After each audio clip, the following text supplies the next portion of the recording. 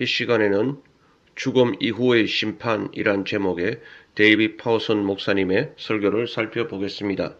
이 설교는 죽음 이후의 삶이라는 설교 시리즈인데요. 첫 번째로는 죽음, 두 번째로는 중간 상태, 세 번째로는 심판, 네 번째로는 지옥, 이러한 시리즈 설교인데 우리 1번, 2번, 4번을 다 살펴보았고요. 오늘 이 시간에는 세 번째 심판에 관해서 살펴보겠습니다.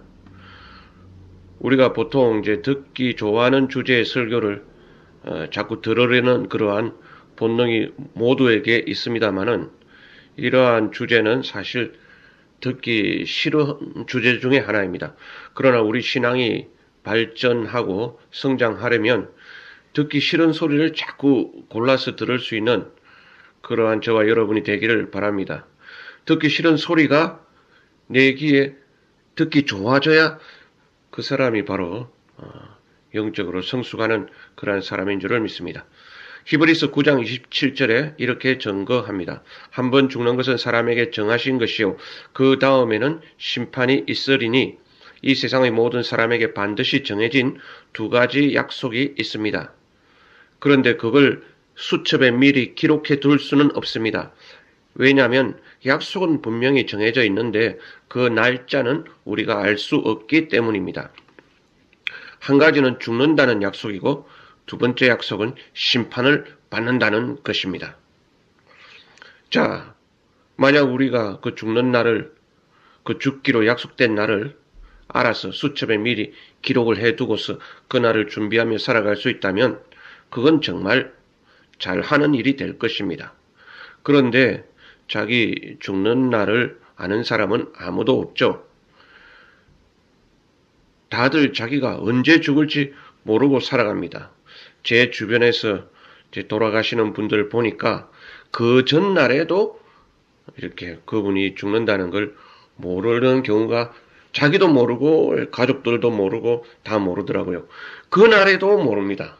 그날 오전에도 모르는데 그날 밤에도 이렇게 돌아가시는 그런 경우가 허다하지요. 그런데 사실 우리 인간은 자기 죽음의 날을 모르고 산다는 그것이 우리에게 오히려 은총이고 축복일 수 있습니다. 늘 그 약속이 지켜지는 그날, 즉 죽는 날이 온다는 것을 준비하고 살아야 하지만 그 정확한 날짜는 모르는 것이 어쩌면 축복이 되겠지요. 두 번째, 이 세상 모든 사람에게 반드시 이루어질 그 정해진 약속은 심판입니다. 죽음 이후에 심판이 있다는 것이죠. 마찬가지로 정확한 날짜는 모릅니다. 그러나 반드시 그 약속은 지켜질 것입니다. 그런데 사람들은 이 첫 번째 약속이 있다는 것은 잘 압니다. 죽는다는 건 잘 알고 있죠. 그런데 두 번째 약속이 반드시 지켜진다는 사실을 잘 모르는 경우가 많습니다. 그래서 심판을 모르는 사람들의 그 결과 뭡니까? 오직 죽음밖에 모르니까 죽을 때까지 이 세상에서 살 동안에 먹고 마시고 신나게 살다가 때가 되면 죽겠다. 9988-234 하겠다. 이렇게 하는데 9988-234 다음에 심판이 있다는 사실까지는 모르고 살아가는 사람 또는 그걸 알지만 덮어놓고 살아가는 사람이 많다는 것입니다.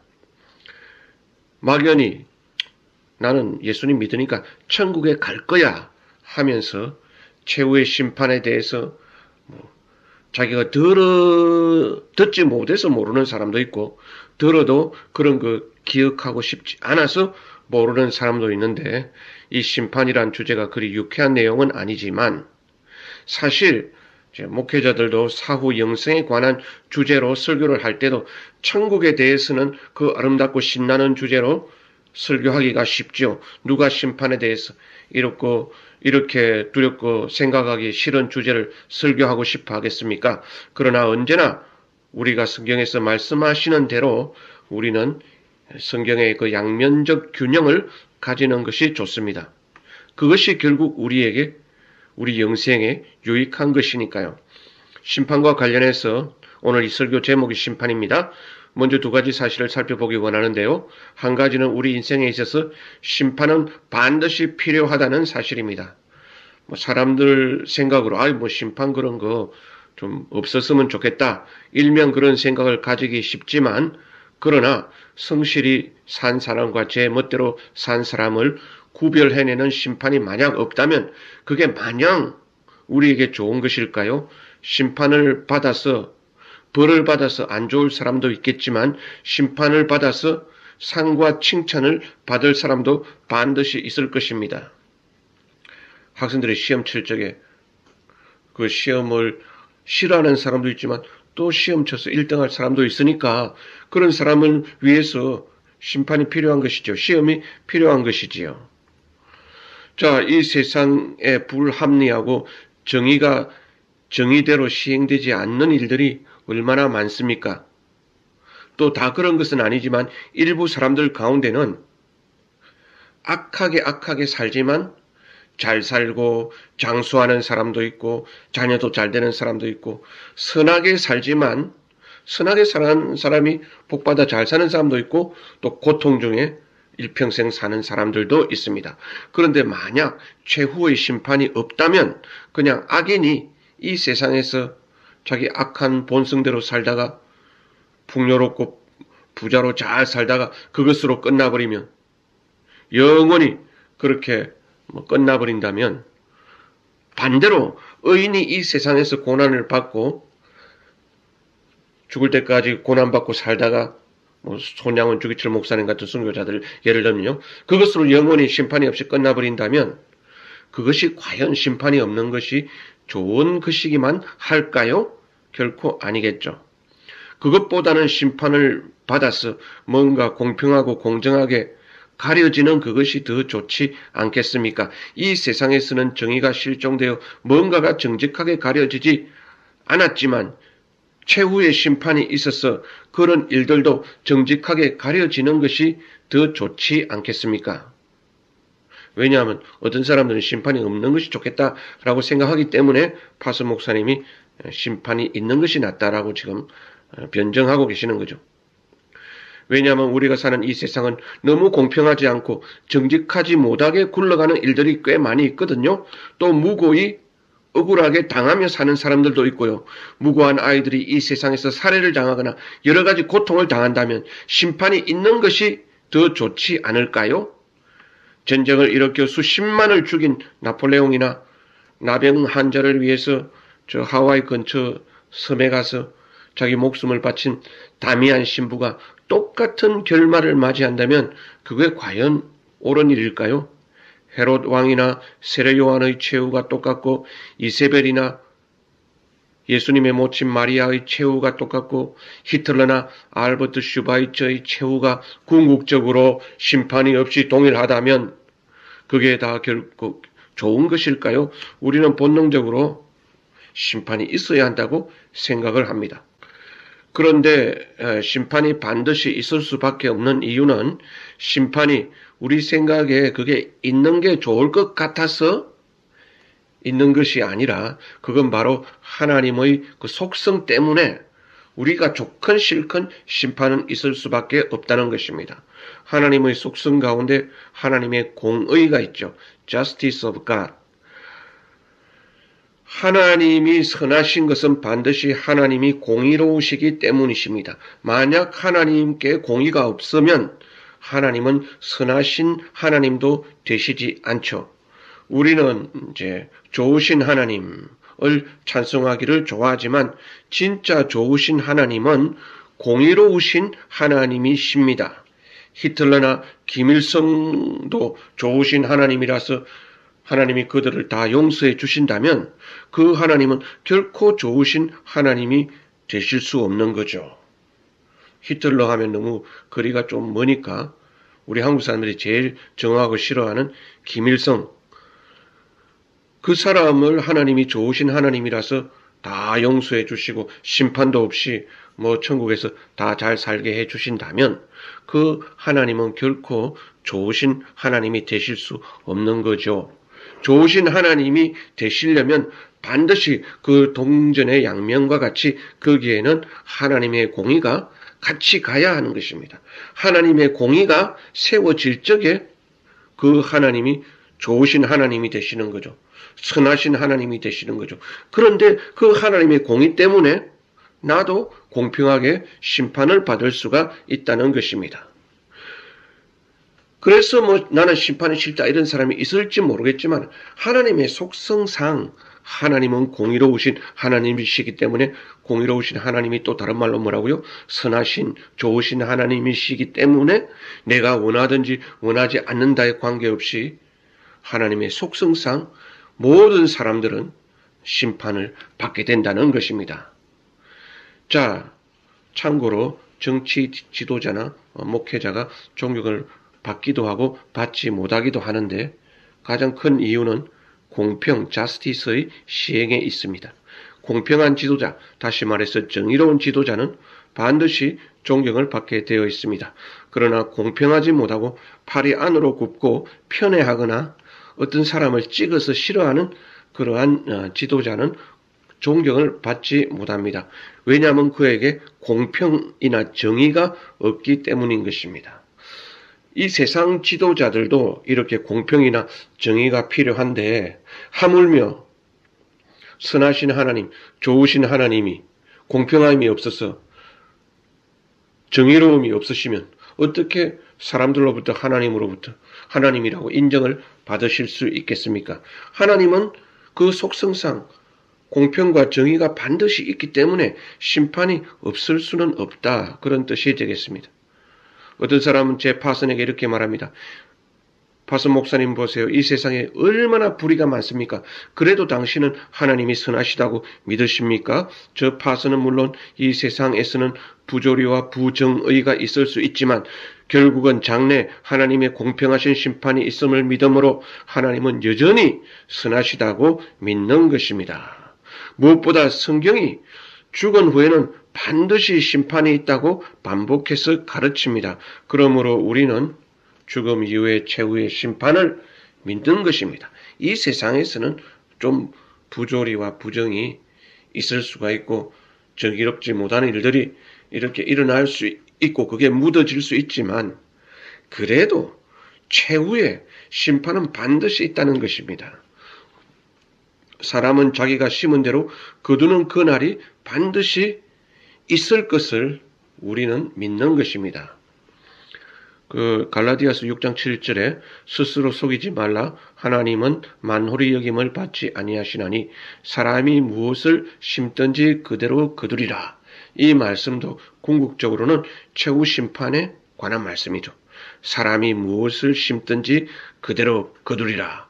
그 구절 바로 앞에 하나님은 만홀히 여김을 받지 아니하신다 그랬습니다. 최후의 심판을 믿지 않는 사람, 무엇으로 심든지 그대로 거둘 것을 믿지 않는 사람은 하나님을 모욕하고 조롱하는 사람입니다. 그러나 하나님은 만홀히 여김을 받지 않으신다는 것입니다. 즉 사람에게 조롱을 당하지 않으신다는 것입니다. 왜냐하면 사람들은 자기가 심은 대로 거두는 날이 반드시 오기 때문인 것입니다. 그래서 지금까지 심판은 반드시 필요하다. 그것이 심판이 없는 것보다 있는 것이 좋고 왜 공의와 정의가 세워져야 하니까요. 그 다음에 하나님의 속성상 심판은 없을 수가 없다. 선하신 하나님이 되려고 하기 위해서라도 공의로우신 하나님, 즉 그 최후의 심판은 반드시 필요하다는 내용을 살펴보았습니다. 그런데 심판만 필요할 뿐 아니라 심판의 날도 반드시 필요하다고 하는데요. 왜 그럴까요? 왜 하나님은 우리가 죽는 그날 막바로 심판하지 않으실까요? 우리는 죽는 그날 막바로 하나님의 심판대 앞으로 가는 것처럼 보이지만 그렇지 않습니다. 죽는 그날 우리는 중간 상태로 갑니다. 낙원에 가든지 아니면 옥에 가든지 그 중간 상태에서 영으로서 지내다가 예수님이 재림하시는 날 그때 우리 부활이 일어나고 그래서 부활한 그 몸으로서 최후의 심판을 받게 되는 것입니다. 그렇게 이제 최후 심판을 받고 나면은 지옥에 가서 영원히 거기서 보낼 사람과 또 천국에서 영원히 주님과 함께 살 그 어떤 이터너티 운명이 나뉘어지겠지요. 그런데 왜 꼭 심판의 날을 정해가지고 한꺼번에 다 모아서 이렇게 심판하느냐 하시는 것입니다. 사람은 죽자마자 심판을 받으면 더 좋을 것 같지 않을까요? 자, 그 이유는 간단합니다. 정의는 반드시 공개적이어야 하기 때문이라고 저 파서는 생각합니다. 여러분, 대개 그 민주주의 국가의 법정에 가면은 재판은 공개적으로 합니다. 결혼식과 장례식만 공개적으로 하는 게 아니라 재판도 공개적으로 합니다. 원하면 아무나 그 법정에 가면 방청석이 있죠. 거기 가서 재판을 참관할 수 있습니다. 왜 재판을 공개적으로 하고 누구든지 와서 참관할 수 있게 하지요? 재판이 공정하다는 사실을 만천하에 보여주기 위함입니다. 비밀스러울 것도 없고 뭘 숨길 이유도 없다는 것입니다. 물론 재판받는 그 사람은 그렇게 공개되는 것을 자기가 원치 않을 수도 있으나 재판은 반드시 공개되는 것이 좋습니다. 공평성의 원칙 때문입니다. 그런데 독재국가나 전체주의 국가에서 보면은 재판이 공개적이지 않고 비밀스럽게 합니다. 그건 뭔가 재판이 공평하지 못하다는 것이지요. 자, 이렇게 최후 심판, 백보자 심판이라 그러죠.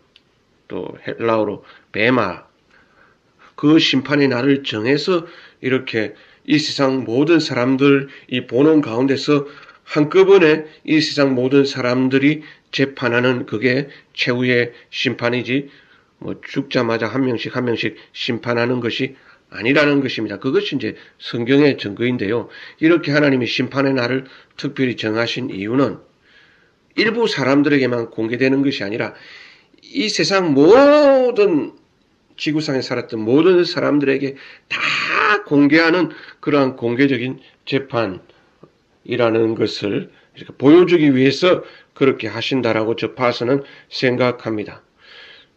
비록 그렇게 하는 것이 재판받는 그 당사자에게는 부끄럽고 힘든 일이 될지 모르지만 그러나 그 이유는 세 가지인데요.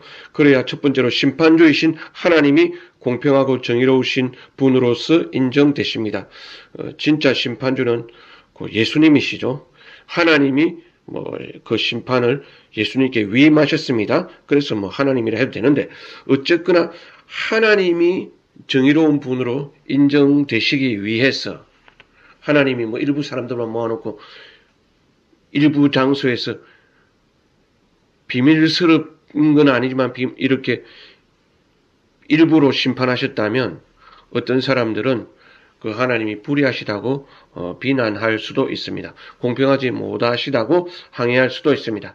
그러나 전 세계 모든 사람들 앞에서 공개적으로 재판이 진행될 때 그때는 결국 아무도 항의하지 못하시고 만약 하나님이 불의한 판단을 내리시면 그 자리에서 하나님이 전 세계 사람들로부터 손가락질과 비난을 당하실 것이죠. 그런 일은 결코 없겠지만은 하나님의 그 어떤 선하심과 공의로우심을 위해서라도 최후의 심판 날이 있고 그래서 공개적으로 심판이 이루어질 것이라는 것입니다. 그 다음에 예수 그리스도의 그 의로우심이 인정되는 그 날을 위해서라도 최후 심판에 공개적으로 진행될 것입니다. 예수님이 2000년 전에 죽으실 적에 십자가에서 죽을 죄를 지은 사형수로 죽으셨잖아요. 그러나 그날에 예수님은 가장 의롭고 공평하신 분으로 인정되실 것입니다. 자, 세 번째로 크리스천들도 공개적으로 인정되는 날이 필요합니다.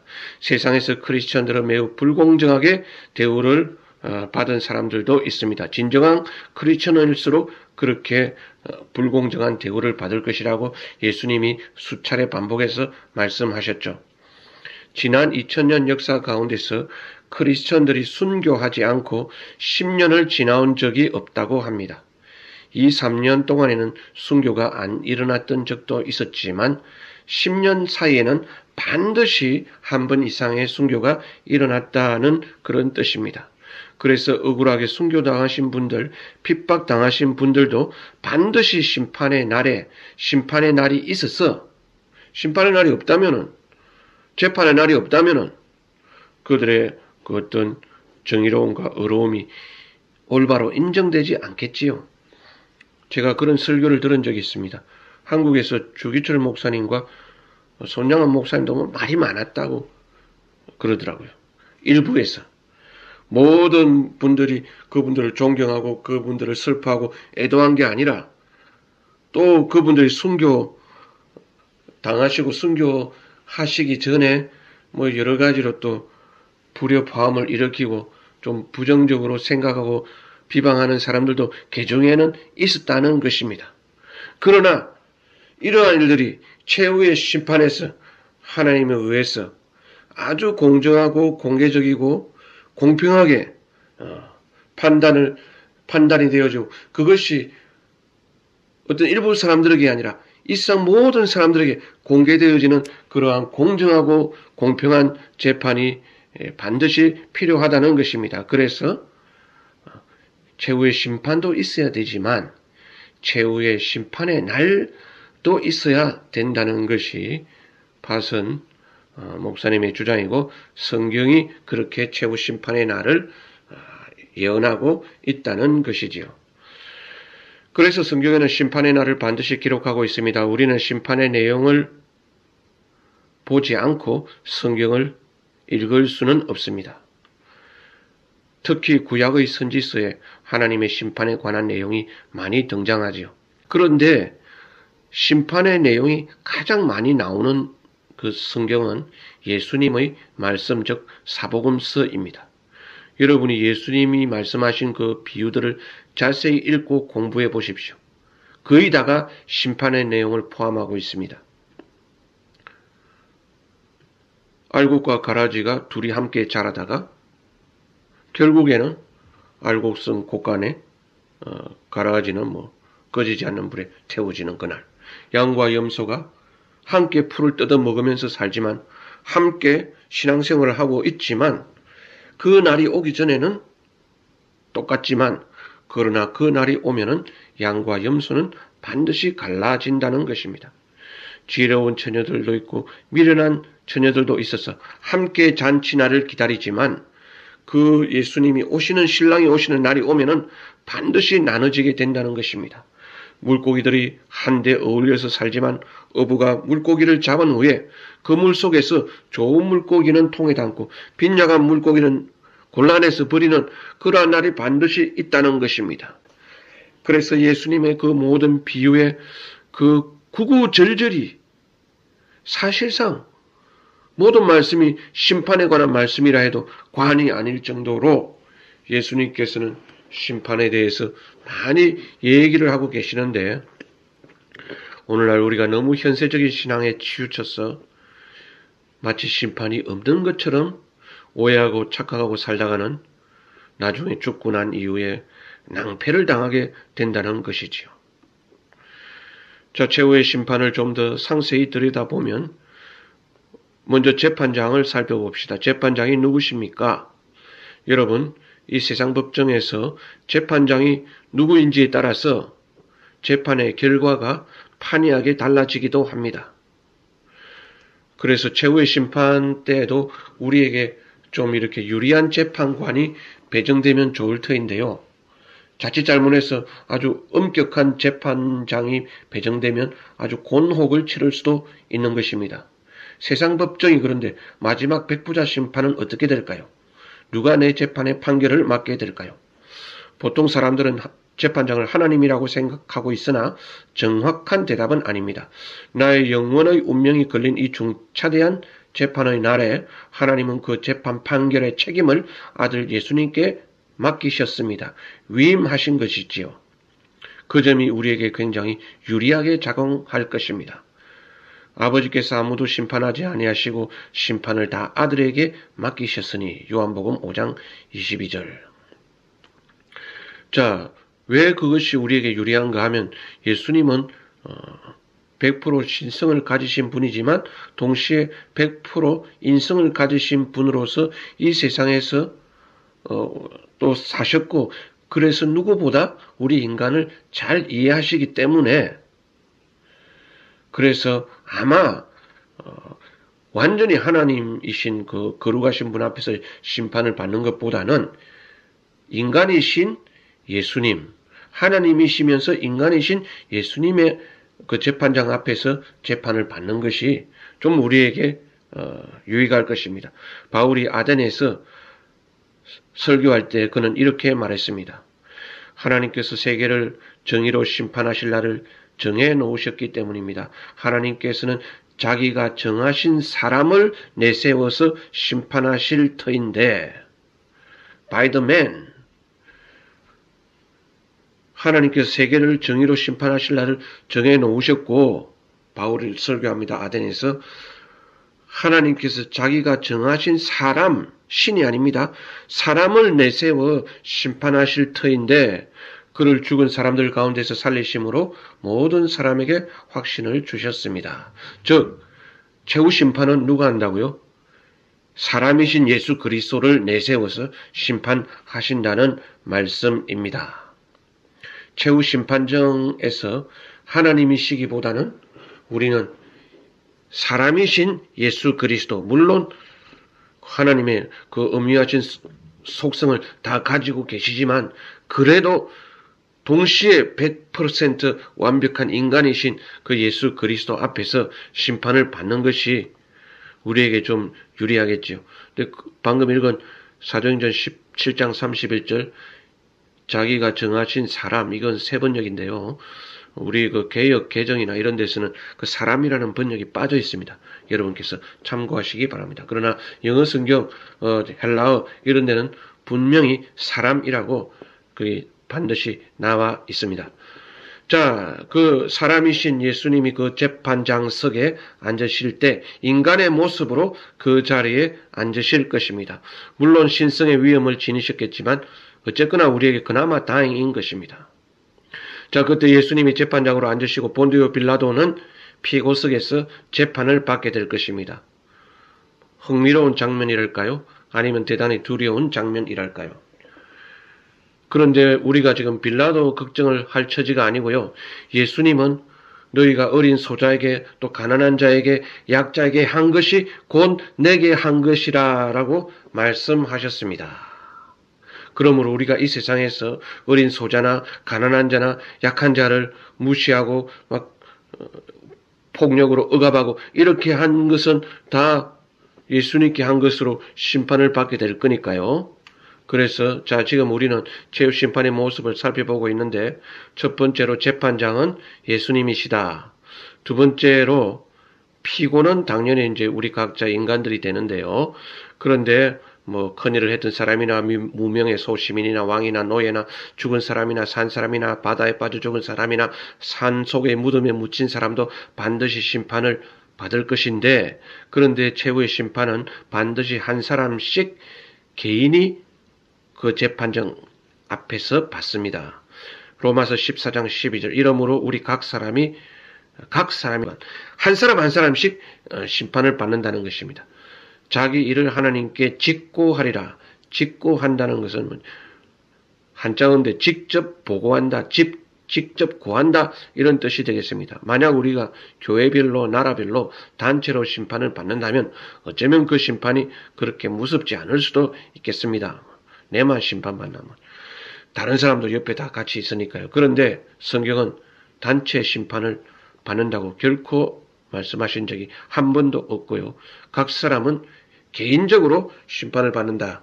이렇게 하니까 어떤 이성적인 사람들, 그건 불가능하다라고 생각합니다. 인류 역사에 이때까지 지구상에 살았던 사람들이 얼마나 많겠습니까? 수백억이 될 수도 있고 수천억도 될 수 있는데 그 사람들이 한 사람씩 줄 서서 나가서 재판을 받는 게 불가능하다고 보는 거죠. 그렇다고 뭐 재판정이 수천 개, 수만 개가 있어서 동시에 재판이 될 것도 아니고요. 그런데 이제 우리가 그때가 되면은 3차원이 아니라 4차원, 5차원, 6차원의 시간 세계로 들어가기 때문에 하나님의 시간은 항상 현재라 그런 말이 있습니다. 시간은 문제가 안 될 것이고요. 또 하나님은 우리 머리카락까지 그 숫자까지 세시는 분이시니 하나님이 재판이 어떻게 진행하실지는 우리가 걱정 안 해도 되고요. 그런데 이제 여기서 이슈가 되는 게 각 사람이 하나님 앞에 직고한다 했을 적에 내가 죄를 짓고 회개한 그러한 죄까지도 최후 심판에 다 드러나서 공개되고 뭐 어떤 재판을 받느냐 이런 것에 있어서 좀 이렇게 의견이 분분합니다. 그날 그 시간에 가봐야 알겠지요. 그러나 이제 다른 성경에 보면은 하나님이 뭐 우리 죄를 기억도 아니하시고 뭐 깊은 바다에 빠뜨리시듯이 하시고 예수님 피로 깨끗하게 용서해 주셨기 때문에 그런 거를 심판받지 않는다라고 주장하는 사람도 있고, 또 어떤 분들은 하나님이 다 용서해 주셨지만 그래도 그런 일들이 다 이렇게 성경에 기록돼 가지고 뭐 예를 들어서 다윗도 용서를 받았지만은 다 성경에 기록된 것이 아니냐, 그런 식으로 다 이렇게 공개하고 드러날 것이다 라고 이렇게 개인적인 심판에 있어 의견이 분분하게 나뉘어지는 것이 있는데, 근데 이제 단지 우리가 이런 생각을 가지면 안 되겠죠. 아유, 내가 뭐 육신이 약하여 죄를 안 지을 수는 없고 죄를 짓지만 회개하고 용서받으면 되지 뭐, 이런 건 대단히 위험한 생각이라고 봅니다. 죄를 짓는 사람이 관성의 법칙이 있어서 죄를 더 많이 짓게 되기 쉽지요. 그럴 가능성이 8대 2라고 봅니다. 죄를 지은 사람이 또 죄를 한 개 지은 사람 2개 짓고 3개 돈 떼먹은 사람이 10만 떼먹은 사람이 100만 원 떼먹기가 쉽지, 10만 떼먹은 사람이 돈 안 떼먹기는 어렵다는 것입니다. 8대 2로. 그러니까 우리가 뭐 예를 들어서 죄를 짓고 나서 내가 회개하면 되지, 그건 위험천만한 생각이라는 것이죠. 최후의 심판을 그날을 생각하면서 이 세상을 우리가 조신해서 사는 것이 좋다는 것입니다. 그런 사람들은 그 나중에 뭐 하나님 앞에 자기 일을 직고하게 될 적에 그런 걸 염려할 필요가 없게 되는 것이지요. 자, 세 번째로 재판정에 꼭 등장하는 증거에 대해서 살펴보겠습니다. 증거가 없이는 재판이 이루어지지 않지요. 그런데 최후의 심판에서 외적 증거는 아무런 역할을 못합니다. 하나님은 우리의 중심을 보시니까요.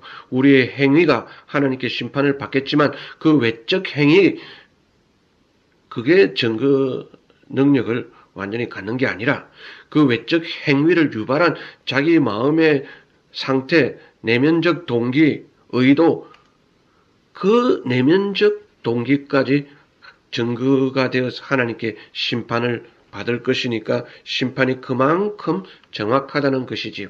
세상 법정에서는 혹시나 그런 뭐 증거를 잘못 조작해서 법정을 속일 수 있을지 모르나 하나님의 법정에서는 그게 절대 안 통한다는 것입니다.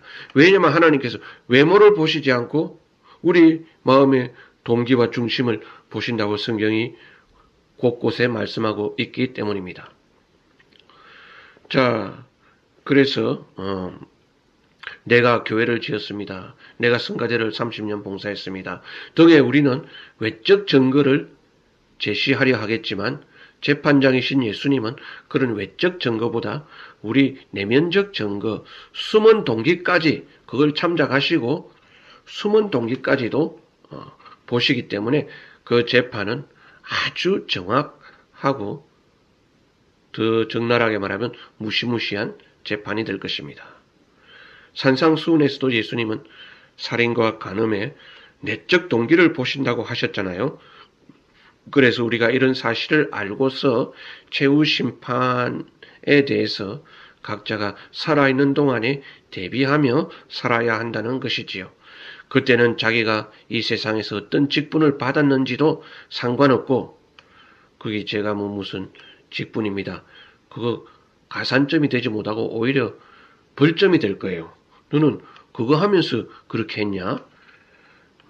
그때는 뭐 그런 직분을 가급적 내세우기보다는 숨기는 게 더 유리할 건데, 물론 뭐 숨기지도 못하겠지만요. 우리가 주여 주여 했다고 다 구원받는 것도 아니며 심지어 주의 이름으로 기적을 행하고 귀신을 쫓아내도 안 될 수가 있습니다. 라고 마태복음 7장에 나오지요. 그때 내가 그들에게 밝히 말하되 내가 너희를 도무지 알지 못하니, 외적으로는 기적을 행하고 외적으로는 귀신을 쫓아내었을지 모르나 하나님은 그 내면적 동기를 보시고 내면을 심판하시기 때문에 그 심판이 두렵고 정확하다는 것입니다. 우리가 기도하고 찬송을 많이 하더라도 물론 진심으로 하겠지만 혹은 외모로, 습관으로 또는 자기 직업적으로 할 수도 있겠지요.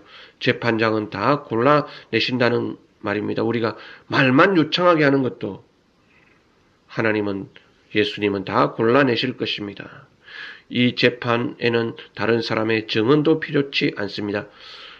내가 좀 불리할 때 누가 나를 대신 나서서 내게 유리한 증언을 해준다 해도 그게 아무 소용이 없을 것입니다.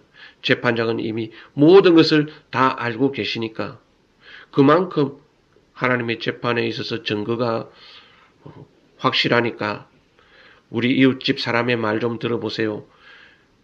제가 이 이웃 사람을 얼마나 많이 도와주었는지 그가 증언해 줄 겁니다. 이렇게 해도 소용이 없다는 것입니다. 그리고 이 세상에서는 법조문을 약간 해석을 비틀어서 빠져나간다든지 이렇게 교묘히 피해가는 그런 것들이 있지만 최후의 심판대에서는 결코 통하지 않는다는 것입니다. 증거가 흐릿해서 심판을 면하게 되는 일은 결코 없을 것입니다. 쉽게 말하면 하나님의 그 재판대, 그 법정은 가장 공평하고 가장 정직하며 가장 완벽한 재판이 될 것입니다. 그러므로 우리는 하나님의 심판을 늘 염두에 두고 사는 것이 좋습니다. 죽음과 심판은 그 날짜는 모르지만 반드시 어포인먼트 되어 있다는 것입니다.